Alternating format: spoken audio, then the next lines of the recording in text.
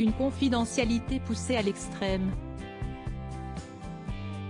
Le livre du prince Harry, intitulé en France Le Suppléant, édition Fayard, est sorti dans le monde entier le 10 janvier 2023. Un démarrage fulgurant qui ravit les libraires, et surtout l'éditeur, Penguin Random House. Plus de 1,4 million d'exemplaires en anglais ont été vendus dans le monde le premier jour. En France, le livre fait aussi un carton, et des exemplaires sont en cours de réimpression.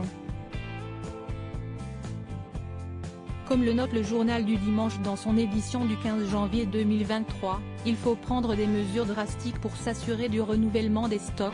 L'éditeur a imprimé 240 000 exemplaires et sécurisé du papier dans l'optique d'une réimpression de 100 000 ouvrages supplémentaires. En France, la demande des libraires est environ 20% supérieure à celle du premier tome des mémoires présidentielles de Barack Obama en 2020, Une terre promise. Malgré les fuites des anecdotes les plus croustillantes, 5 jours avant la date de sortie prévue, les lecteurs semblent avides de découvrir la façon dont le prince raconte la vie derrière les murs des palais, et ses souvenirs plus ou moins exacts de sa vie au sein de la famille royale. Prince Harry, princesse Caroline, prince Joachim, infante Christina.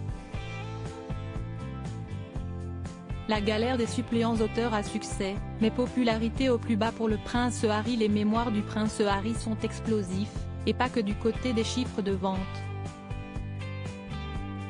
Ils révèlent le pire de ce qui peut arriver au sein d'une famille, les bagarres, les jalousies, les doutes, les larmes.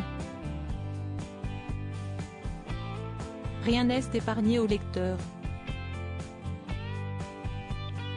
Si la curiosité l'a emporté, les lecteurs ne semblent toutefois pas embrasser la cause du duc de Sussex. Sa popularité est au plus bas. Dans un sondage publié ce samedi 14 janvier dans le Daily Express,